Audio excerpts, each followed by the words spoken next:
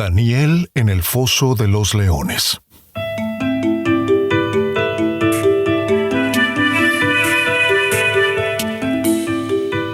La historia de hoy nos remonta a la mítica Babilonia, aquella gran capital de imperio en las riberas del Éufrates, tan aclamada por sus legendarios jardines colgantes, que eran una de las 7 maravillas del mundo antiguo.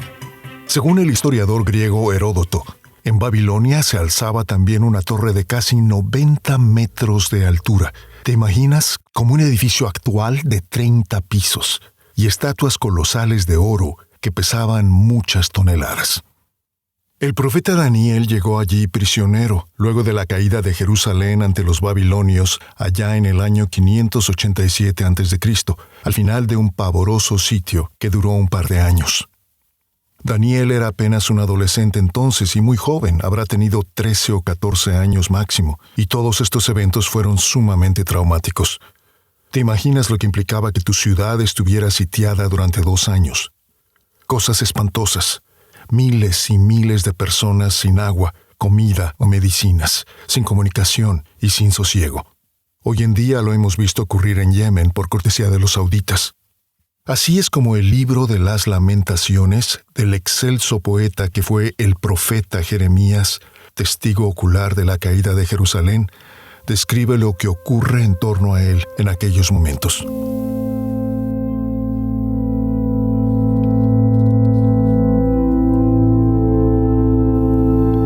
Perdió el oro su brillo, quedó totalmente empañado. Por las esquinas de las calles quedaron regadas las joyas del templo. Oro puro.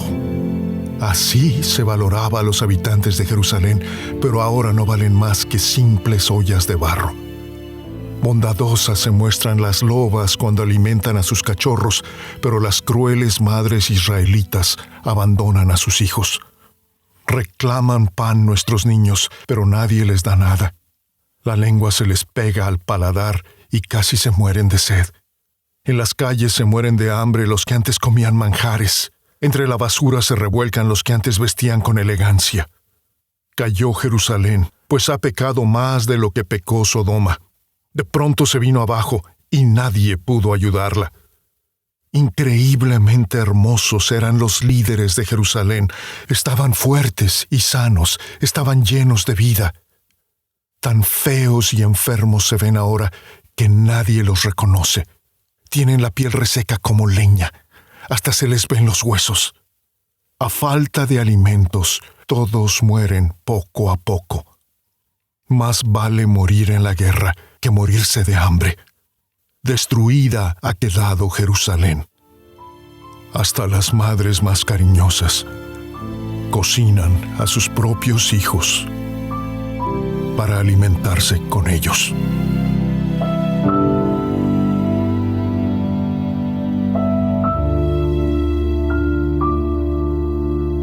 Dos años de hambre y peligro incesante, de privaciones y desasosiego pesadillesco, culminan con la caída de Jerusalén. ¿Te fijaste que el texto de Jeremías dice que hasta las madres más cariñosas cocinan a sus propios hijos para alimentarse con ellos? ¿A qué extremos de espanto y horror tuvieron que llegar estos desdichados para sobrevivir más de 700 días de sitio? ¿Qué haríamos tú y yo en tales circunstancias para alimentar a nuestros hijos, para alimentarnos a nosotros mismos? ¿Te imaginas cuántos habrán muerto de hambre durante un sitio de 2 años? Y al final de todo este sufrimiento, las tropas babilonias igual arrasaron la ciudad, derribaron las murallas, saquearon y luego destruyeron el incomparable templo de Salomón, el más glorioso y legendario templo de todos los tiempos en ningún lugar, el templo de Salomón. Y se llevaron cautivos a los hambrientos y demacrados sobrevivientes. Nos cuenta el segundo libro de los reyes de Israel que el rey judío derrotado, que se llamaba Sedequías, es forzado a presenciar la decapitación de sus hijos, y solo después de esto le sacan los ojos y lo llevan a morir cautivo, ciego y destruido en el exilio. El niño Daniel va en esa caravana de cautivos aterrados y famélicos que sobrevivieron el espanto del sitio y la batalla. Ese sitio y la lucha el hambre, la crueldad y la muerte son todos ellos eventos que Daniel vivió muy de cerca cuando solo tendría 10 o 12 años de edad. Su extraordinaria inteligencia y su don sobrenatural para interpretar los extraños sueños del rey Nabucodonosor le abrirán camino en su nueva ciudad, Babilonia, donde décadas después se convertirá en primer ministro del nuevo rey invasor, Darío. ¿Recuerdas la historia de José en Egipto, que transcurrió casi 1000 años antes que la de Daniel, y que en todo esto es un eco de la historia de Daniel? Déjame un comentario abajo si te interesa que leamos esa asombrosa historia de José en Egipto aquí. Pero hoy seguimos con Daniel, que estando en la cima de su poder e influencia, es traicionado y acaba siendo arrojado al foso de los leones.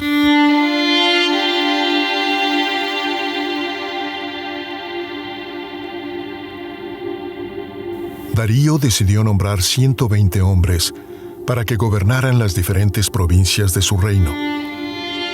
Además, eligió a 3 ministros ante los cuales debían rendir cuentas los 120 gobernadores de las provincias. Daniel era uno de los 3 ministros. El rey nombró a los ministros para que todo estuviera vigilado y no corriera ningún riesgo. Daniel demostró que era mucho mejor que los demás ministros y gobernadores.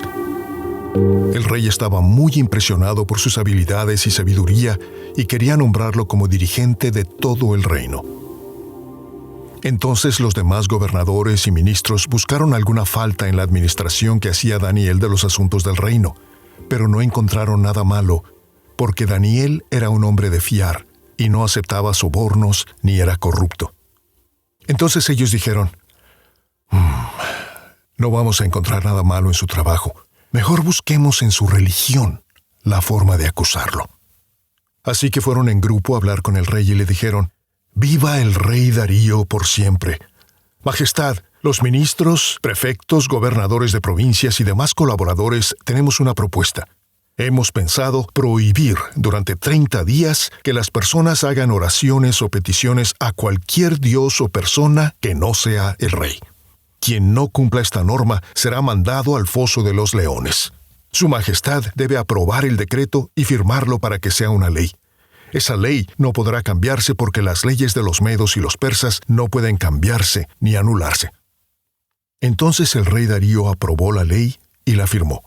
Daniel, sabiendo que el rey había firmado esa ley, de inmediato se fue a su casa y abrió las ventanas del segundo piso que daban hacia Jerusalén, y se arrodilló para orar y dar gracias a Dios, tal como siempre lo hacía 3 veces al día. Luego esos hombres fueron a la casa de Daniel y lo encontraron orando y alabando a su Dios. Enseguida se presentaron ante el rey y dijeron, «Majestad, usted ha firmado una ley prohibiendo durante 30 días que se hagan oraciones o peticiones a cualquier dios o persona que no sea usted. Y quien no obedezca será mandado al foso de los leones, ¿no es verdad?». El rey respondió, «Así es una ley para los medos y los persas, y no puede anularse ni cambiarse». Entonces le dijeron al rey, «¿Daniel, uno de los deportados de Judá, no lo respeta usted ni a la ley que usted firmó? Todo lo contrario, dice oraciones a su Dios 3 veces al día». El rey quedó muy triste después de escuchar estas palabras. Se puso a pensar en alguna solución para salvar a Daniel. Estuvo hasta el anochecer buscando alguna manera de rescatarlo, pero aquellos hombres urgían al rey diciendo, «Majestad, usted sabe que, según la ley de los medos y de los persas, las leyes y normas firmadas por el rey no se pueden cambiar». Así que el rey les ordenó que trajeran a Daniel y lo metieran en el foso de los leones. El rey le dijo a Daniel, «Espero que tu Dios, a quien sirves con tanta devoción, te salve». Luego pusieron una enorme roca tapando el foso. El rey puso su sello y el de los altos funcionarios para que nadie pudiera cambiar la sentencia contra Daniel. El rey se fue para su palacio, se acostó sin cenar y no aceptó ninguna distracción, pero no pudo dormir en toda la noche. A la mañana siguiente el rey se levantó apenas salió el sol y se fue para el foso de los leones. Cuando llegó al lugar gritó, «Daniel, tú eres servidor del Dios viviente y siempre estás a su servicio. ¿Tu Dios pudo salvarte de los leones?». Daniel respondió, «Viva el rey por siempre. Mi Dios envió a su ángel a cerrar la boca de los leones y no me han hecho nada, porque sabe que soy inocente y tampoco le he hecho a usted, majestad, ningún mal. El rey se alegró y ordenó que sacaran a Daniel del foso de los leones. Cuando lo sacaron de allí, vieron que no tenía ni un rasguño, porque había confiado en su Dios. Entonces el rey ordenó que llevaran ante él a los hombres que habían acusado a Daniel. Los llevaron y luego los echaron en el foso de los leones junto con sus esposas y sus hijos. Apenas entraron al foso, los leones los devoraron hasta los huesos. El rey Darío escribió este mensaje para la gente de todas las naciones y lenguas del mundo. Ordeno que en todo mi reino, hasta en la más pequeña provincia, todos adoren y respeten al Dios de Daniel. Él es el Dios vivo y existe para siempre. Su reino jamás será destruido. Su poder no tiene fin. Él salva y libera. Hace prodigios y milagros en la tierra y en el cielo. Él salvó a Daniel de las garras de los leones. Daniel siguió siendo muy importante durante el reinado de Darío y también durante el reinado de Ciro, rey de Persia.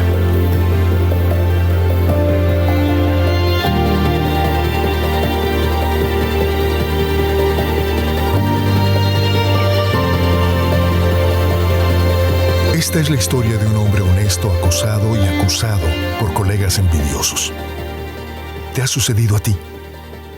¿Alguna vez has acabado en el foso de los leones por actuar con integridad? El foso al cual es arrojado Daniel es alguna mazmorra subterránea con un hoyo relativamente pequeño arriba por única entrada o salida, hoyo que luego podía cubrirse con alguna reja o roca pesada. Según textos asirios anteriores a Daniel, quienes rompían un juramento eran arrojados a jaulas de animales salvajes en la plaza principal de la ciudad para que todo mundo pudiera verlos mientras eran devorados. Estos eran tiempos inhumanos y violentos. Solo ISIS ha perpetrado crueldades semejantes en nombre del Islam hoy en día. Ya dijimos que en el año 587 a.C. los babilonios habían destruido Jerusalén. Los persas son los nuevos amos. El rey persa Darío logró arrebatarle su imperio a los babilonios en el año 539 a.C., casi 40 años después de la caída de Jerusalén, cuando Daniel había sido transportado como prisionero a Babilonia, siendo apenas un niño. Darío nombró 120 sátrapas o gobernadores para ayudarlo a administrar su nuevo imperio. Sobre estos 120 sátrapas o gobernadores puso a 3 ministros, y Daniel era uno de estos 3 ministros. Pero Daniel se distingue tanto entre los 3 ministros que Darío ya tenía planes para darle el control de todo el reino. Toda persona con gran poder e influencia se atrae muchos enemigos. Y los enemigos de Daniel, muy conscientes de su supuesta superioridad racial sobre él, no agradecieron la sugerencia siquiera de que un cautivo judío pudiera ser elevado por encima de ellos, y es así que empiezan a complotar cómo deshacerse de él. A pesar de todo su poder e influencia, que podrían haberlo llevado a enriquecerse ilegalmente, Daniel era un hombre tan íntegro que por más que buscaron, no hallaron nada malo de lo cual acusarlo. Es entonces cuando se les ocurre el cruento y vergonzoso plan de forzarlo a escoger entre obedecer a su Dios u obedecer a su rey. Por un mes nadie podría pedirle nada a nadie, humano o sobrehumano, natural o sobrenatural, salvo al rey Darío. Suena como un plan concebido por militantes ateos de hoy en día. Y tal como ocurre con frecuencia en nuestros días, un estatuto que aparentemente es solo político o educativo resulta ser siempre religioso. Los enemigos de Daniel se ingenian un plan que parece acertar en todos los frentes, porque los hace ver como leales servidores que solo buscan unificar a todos los pueblos del imperio, porque refuerza en la mente de todos los pueblos conquistados que sus dioses también han sido conquistados, de modo que ahora hay que orar solo al nuevo poder, que es el rey Darío. Esto es justo lo que implicaba el culto al emperador entre los romanos, por ejemplo. Este plan los hace ver muy bien, además porque todo esto halaga mucho la vanidad del rey Darío, y porque al mismo tiempo pone a Daniel entre la espada y la pared, forzándolo a renunciar públicamente a su Dios o a su empleador. Daniel había estado muy feliz sirviéndolos con excelencia a ambos, pero ahora tendrá que escoger al uno o al otro, porque ahora lo fuerzan a solo conservar a uno de ellos. Imagínate que te veas forzado a escoger entre tu conciencia o tu empleo. ¿Quién escogería jamás hallarse en una encrucijada tan desagradable y tan odiosa? Ah, vaya un enjambre de víboras que eran estos colegas de Daniel. Fíjate que se presentan ante Darío como grupo, como una delegación oficial, tramposamente implicando así que Daniel ha concurrido con ellos. Recuerda que Daniel era uno de los 3 ministros que controlaban a los 120 sátrapas. Los otros 2 ministros, sus colegas y competidores, le presentan a Darío este plan y Darío no tiene razón alguna para sospechar que Daniel no ha concurrido con sus 2 colegas. La nueva medida obliga a todos los súbditos de Babilonia a reconocer la completa autoridad de Persia sobre ellos, de modo que a todas luces parece una buena estrategia política para unificar el nuevo imperio. Cualquier político sagaz podría ver cuán conveniente era esto, e inicialmente estaría a prueba solo durante un mes, de modo que Darío pensó que era una gran idea y confirmó el decreto. El decreto estipulaba muerte en el foso de los leones para los desobedientes.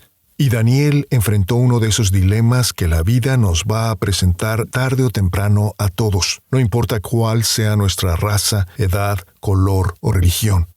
Sin saber lo que ocurría, Daniel se encuentra en una odiosa encrucijada. Sabe que solo su relación con Dios le ha permitido mantener un sentido de identidad en medio de esta extraña cultura babilónica. Y este es un enorme tema que valdrá la pena discutir aquí en el futuro. Déjame un comentario si te interesa que lo hagamos.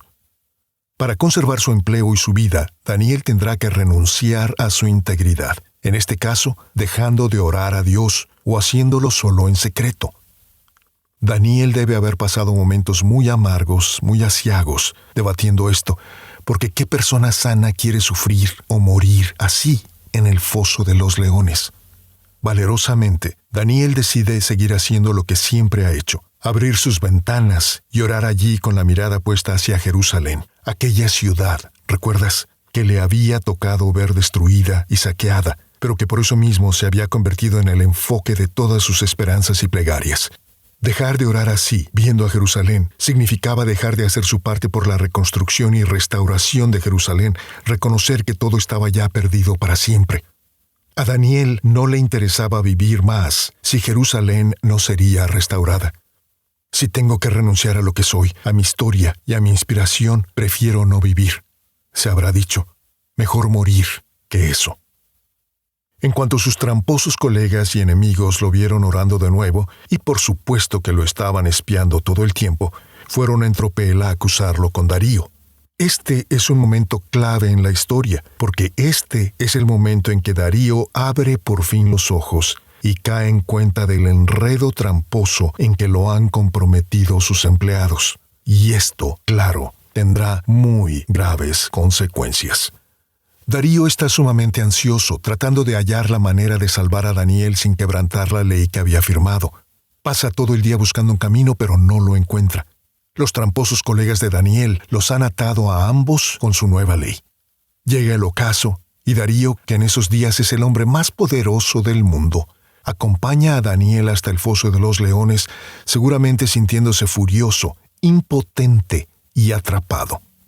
Con gran angustia y remordimiento grita, antes que la roca que va a sellar el foso sea rodada por completo: «Espero que tu Dios, a quien sirves con tanta devoción, te salve».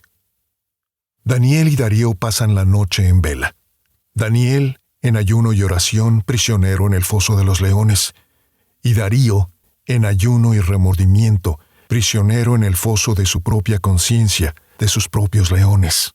En cuanto amanece, Darío sale corriendo al lugar, con la esperanza remota de que el Dios de Daniel lo haya salvado de tan horrible suplicio y muerte. Cuando escucha la voz de Daniel mismo, diciéndole que sigue ileso y vivo, porque un ángel de Dios le cerró la boca a los leones, su gozo y alivio son enormes. Y entonces les llega su hora a los tramposos. Darío decreta para ellos y sus familias la misma suerte que ellos habían decretado para Daniel. Y apenas entraron al foso, los leones los devoraron hasta los huesos, dice el texto. Darío tenía todas las razones para deshacerse de ellos, que no solo habían tratado de despojarlo de su mejor siervo, sino que además le habían mentido al implicar que Daniel había estado de acuerdo con el nuevo decreto.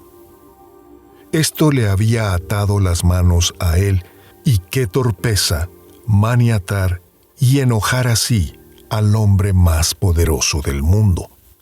De manera que Darío se deshace sumariamente de ellos y trae a Daniel de vuelta al palacio con él.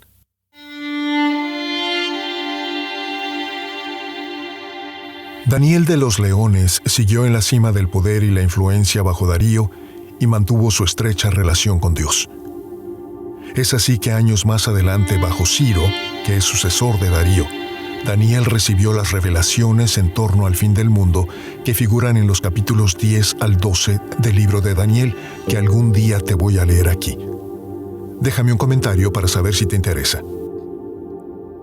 Daniel, como Job, de quien ya hablamos aquí en otro episodio llamado La calamidad no es un castigo, no te lo pierdas, es un hombre que no renuncia a su integridad y sus principios, aun cuando el mundo entero lo amenaza y lo quiere recortar a su medida. Daniel es un hombre más grande que la medida que le quiere imponer la cultura que lo rodea. La integridad no es el camino más rápido ni más fácil. La integridad es a menudo muy difícil y costosa, pero es que al actuar con integridad nos estamos formando, creándonos a nosotros mismos como individuos. En vez de usar agua y arena como el fundamento de nuestra casa, estamos poniendo rocas y ladrillos, que pesan más y cuestan más, pero vaya que duran mucho más. Así podemos construir más alto y más fuerte este edificio que es nuestra vida, y este edificio, que es nuestra vida, permanecerá más tiempo y resistirá mucho mejor los embates del mal clima. ¿Alguna vez has acabado en el foso de los leones por actuar con integridad? Si no lo has hecho, te queda aún un camino por andar. Y si ya te ocurrió, felicidades. Porque estás moviéndote en el exaltado círculo de los auténticos profetas, no los falsos profetas de pacotilla que solo se enriquecen y ganan poder con sus palabras. Los auténticos profetas. Aquellos que dieron su mensaje aun cuando sabían que les iba a costar palos y piedras y trompadas. El fascinante libro de Daniel nos enseña que hay que confrontar y transformar la cultura en torno de nosotros cuando esa cultura nos exige abandonar lo mejor que tenemos. Nuestra fe, es decir, nuestra identidad y convicciones más profundas. Es posible que tengamos que llegar a la desobediencia civil. Siempre podemos cambiar, claro, nuestras opiniones o gustos, que son pasajeros y por lo tanto irrelevantes. Pero aquellas convicciones que definen lo que somos, esas no las podemos cambiar tan fácil. Lo que mejor sirve a nuestra integridad es lo que mejor sirve a nuestra sociedad. Hay que transformar nuestra cultura con nuestra integridad. Y ese es un murmullo radiante, si es que los hay.